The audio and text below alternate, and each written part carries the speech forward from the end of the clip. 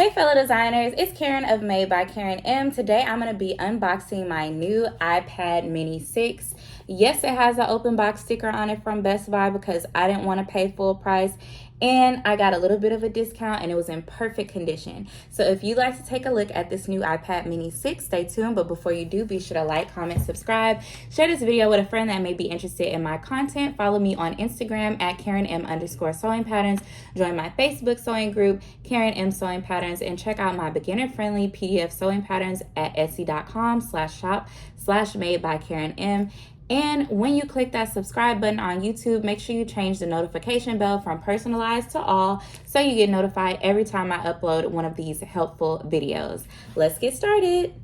Okay, so I have really been wanting to get an iPad mini because, as you guys know, I am a YouTuber, and I edit all of my videos on my iPhone, which can be a little annoying sometimes. The screen isn't super huge, but I don't have a Mac. I have a Windows Microsoft Surface Pro, and it's just not compatible with my iPhone. So it's not like I can just easily quickly transfer my videos from my iPhone to my computer. I don't want to get a MacBook, and I thought that getting an iPad mini would be the next best thing because I can also digital plan on it as well. So like I said, I went to Best Buy and I purchased an open box version. The iPad mini 6 is a $500 item. For the 64 gigabyte is $499. And I just didn't want to pay 100% full price.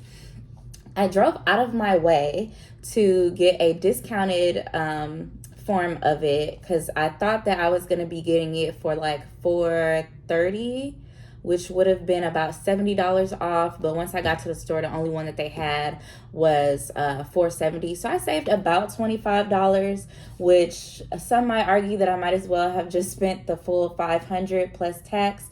But I did have to also purchase Apple Care and get some accessories as well. So I think that is $25 well saved. So on my open box item, it says satisfactory condition. The comments read minor scratches and residue, but the guy at Best Buy showed me the iPad, and it was literally in perfect condition. And once he told me I was able to still get Apple Care, I really didn't care that it had already been opened.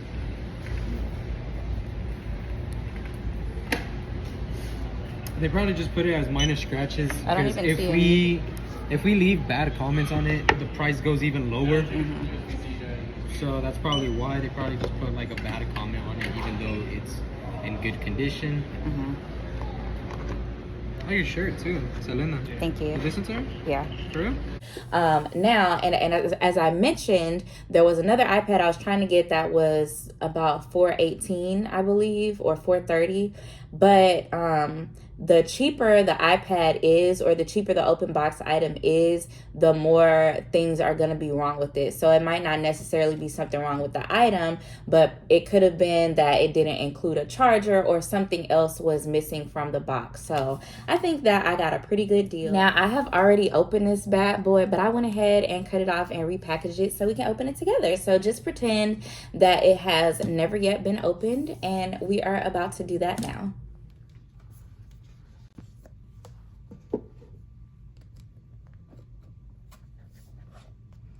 So here is the iPad, and as I stated, it's literally in perfect condition. I looked it all over. There are no scratches or anything. It did include the little information booklet that always comes with Apple products, and it also came with a charging block and a power cable, which I was happy about because I didn't realize that this iPad has a different charger. This is a USB-C charger, so the charger that you use to charge your typical iPhone is not going to work. This is what the charging port looks like. So let me put all of this to the side, and let's turn it on. So there are 3 buttons on top of the iPad. You have volume up, volume down, and then you have the on-off button.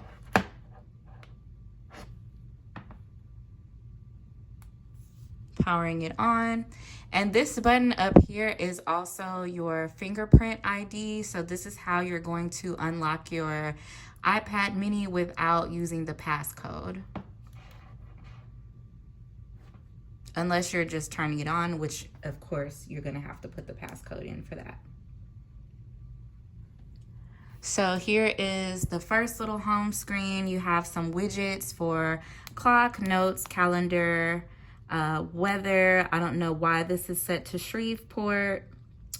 The news, and then you have some basic apps. You got apps down here. And I'm gonna be changing this and customizing it more, but I just haven't done much with it yet. Over here, you got a little widget with pictures. Here's my daughter taking a selfie without my permission. You got the battery power widget that shows you how charged your iPad is if you have an AirPod connected. Also, the Apple Pencil, I believe, would show up here as well. And so that's the iPad. Now, the main things that I'm going to be using this for is iMovie.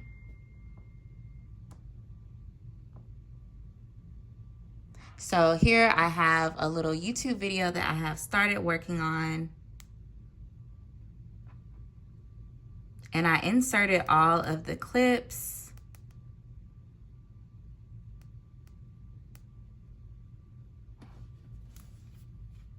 So here's me working on this prom dress. I'm gonna be adding some voiceovers to this. I'm also going to be adding some music because I have a lot of like time lapses. But I'm really excited to be able to use this to edit my videos. I wanna start making videos a lot more often and not having to worry about the storage in my phone or having to worry about someone calling me. So all of the features of like, people contacting me, like text messages and phone calls, I'm gonna be disabling that from the iPad so that this can just be like for work and that I don't have distractions when I'm on it. And then I'm also probably gonna be using it for Canva and GoodNotes. I have my planner in here and I ordered a little pencil so that I'll be able to write in it. So here's the iPad, and let's open our accessories because I just got a package from Amazon.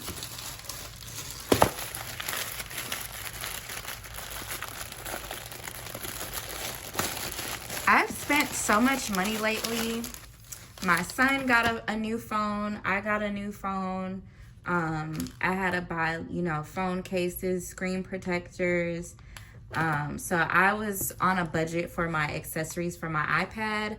I do have an Apple Pencil, but it's a first generation that I used to use with my iPad Pro, and it is not compatible with the iPad Mini 6, so I had to get a new pencil.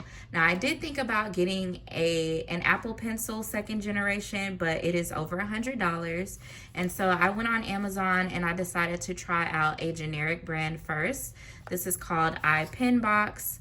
Magnetic charging iPad pen with palm rejection. And I selected this because it had really good reviews on Amazon. And I just wanted to try something else before I spent over $100.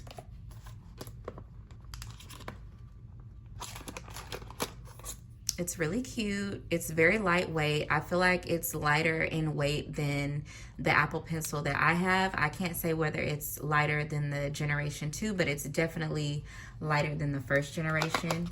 And it also includes some pen tips, I guess, for if your pen tip wears out, you can switch it out. Let's look at the instructions real quick. Okay. Indicator light, press and hold on for 3 seconds to switch on and off.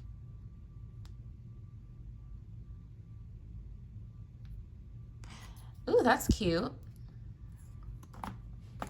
Charging by magnetic to iPad. So let's see if the magnet, oh, it is a magnet, so it does stick to the side of the iPad. That's cute. It has a built-in battery and a replaceable pen nib. Please hold on the key switch for 3 seconds on the top of the pen. The indicator light will be lit up immediately. When you hold on again for 3 seconds, it will be turned off. In the power on, stay idle time for 5 minutes for intelligent shutdown. So it cuts off after 5 minutes of inactivity.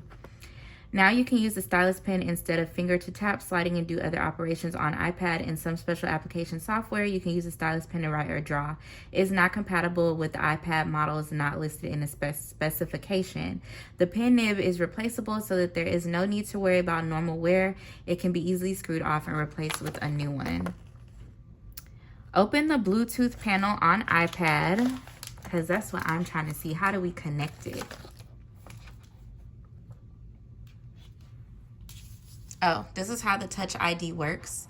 You simply rest your finger on top and it unlocks. So there's no Face ID, but the Touch ID is very convenient. Don't ask me why my AirPods are named this. My daughter did something weird and I've not gone in to change it. Okay, other devices. iPen box. Would like to pair. Connected. So let's go to GoodNotes and see what this planner is looking like. That's June. Oh, it's working.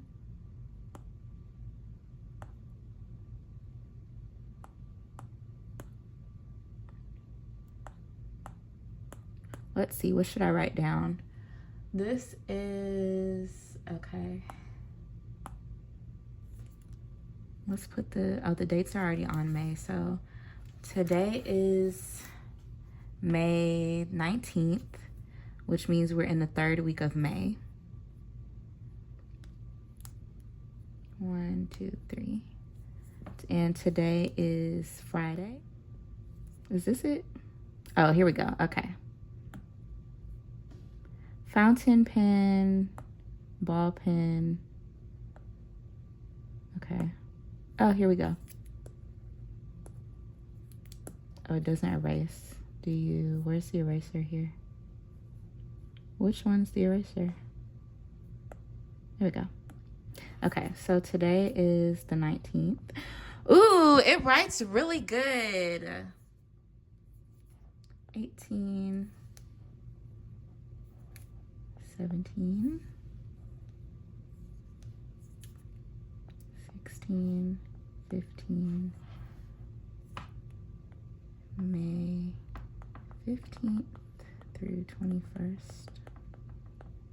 I love this. I was digital planning on my laptop for a while. But I really wanted to be able to do it on an iPad because this is something I can just take with me in my purse and have with me at all times.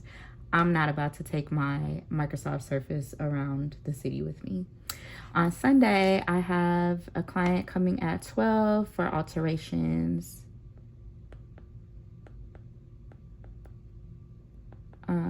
My client's mom came to get her daughter's prom dress the other day, and I didn't know that her daughter was actually in the hospital. So she didn't get an opportunity to try it on until yesterday, and I have a couple of things to change. So they're going to be coming back on Sunday. And what else? I'm going to dinner tonight.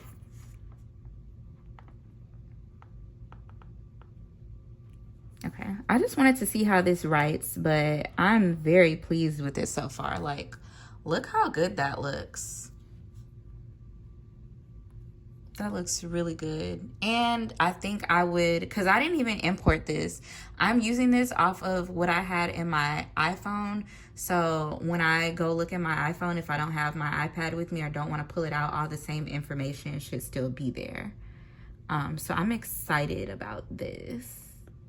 If I didn't use my planner, I still like to go back and fill things in so that I can look back and feel like I used it. But I'm about to get back on track. But anyways, that's how the pencil writes. It looks great. I'm so excited. And I don't think that I have to save this. I don't think. So yeah, how exciting. Yep, it says edited today at 3:11, so that means it auto saves. So that's exciting. Okay, now let's look at our case. So y'all know I like for all my stuff to be gold and white. But I ordered this today, and they had same day delivery within like a few hours, and I was like, okay, I'm gonna see how I like the purple one. Let me just put it on and see if I like it, because I might send it back and still order the gold one. And the links to these items will be in the description box if you guys would like to get your own.